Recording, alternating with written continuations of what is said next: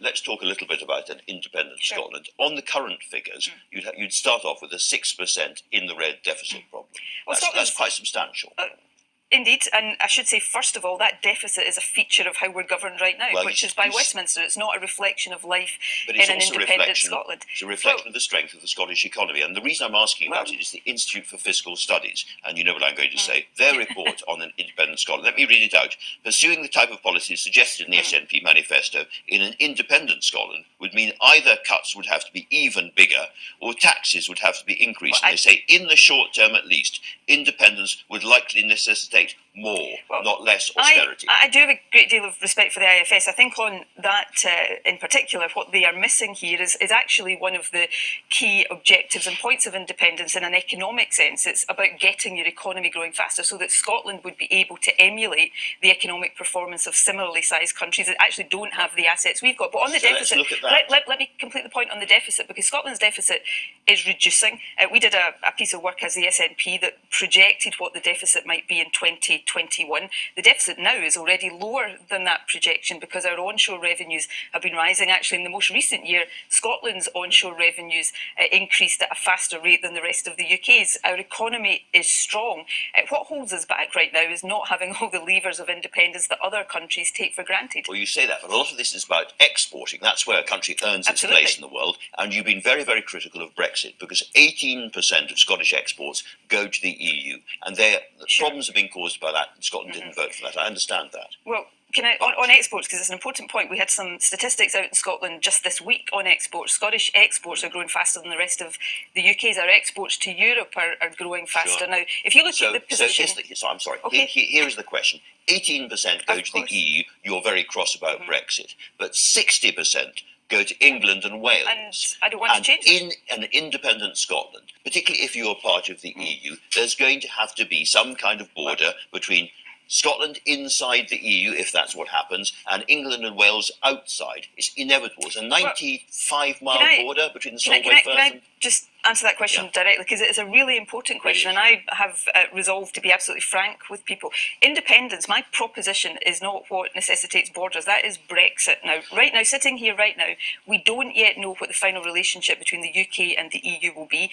I want it to be as close as possible. I still hope the UK can stay in the EU. When we know what that final relationship will be, I will consider and set out clearly if there are implications for Scotland and how we intend to deal with and mitigate those implications. Because people should understand that under your plans, this is not the Scottish border or the English border. This is the external border of the EU. It's not under my plans, Andrew. It's under the Brexit plans, to be absolutely clear about it. But let me say, I want to, and there's no reason why Scotland would not continue to trade with England and vice versa, but I don't think Scotland should lose out on free trade within the single market, which is 8 times bigger than the UK market. And if you take the example of Ireland, when Ireland was able to combine the benefits of independence with the benefits of EU membership, what happened is that Ireland's exports base diversified. They started to export more to Europe, and actually they became a more prosperous country. So Scotland shouldn't be in the invidious position of having to choose between the two. We should be actually aiming to have the best of both worlds. Other times, but nonetheless, that border will be an external border of the EU, and there is no way you're making assumptions about the final relationship between the UK and the EU. You might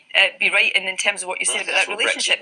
Well, but we don't know the outcome of the general election yet. We don't know whether the UK is definitely leaving the EU. If it is, we don't know what the future relationship is going to be. Now, I will continue to argue for that to be as close as it possibly can be, and I will be very clear and frank with people about any implications for Scotland, and crucially how I and the SNP and the Scottish Government would seek to mitigate and to deal with those implications so that there aren't barriers to trade between Scotland and the rest of the UK. And I should be clear here, we're talking about goods and services. In terms of people, the common travel area is already accepted. That will continue. You've just come down from Aberdeenshire, I think, where you've been campaigning lots and lots of marginal constituencies up there. Have you been frank with the Scottish fishing community that under your plans you will not be able to reform the common fisheries policy? We have, No, we have been long-term advocates of reform of the Common Fisheries Policy. In the days when the Conservatives were taking the UK into the Common Fisheries Policy, treating fishing as expendable in the wider interest of the UK,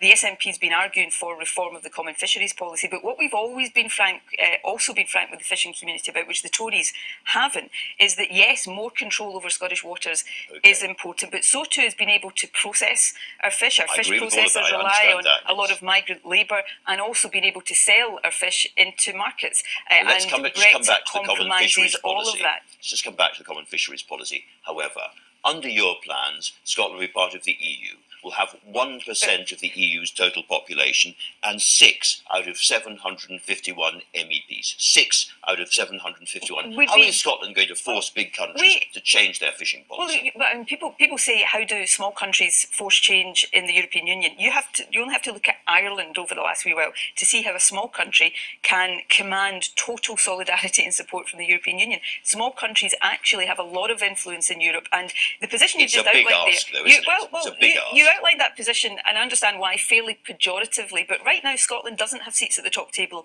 in the European Union. We have to rely on the UK government, which sometimes represents our interests, sometimes doesn't, because the interests diverge between Scotland and the UK. So actually having a government in there fighting for Scotland's interests all the time, whether that's on fishing, on agriculture, on anything else, it would be a major step forward for Scotland, and we'd be in the position of these other powerful, influential small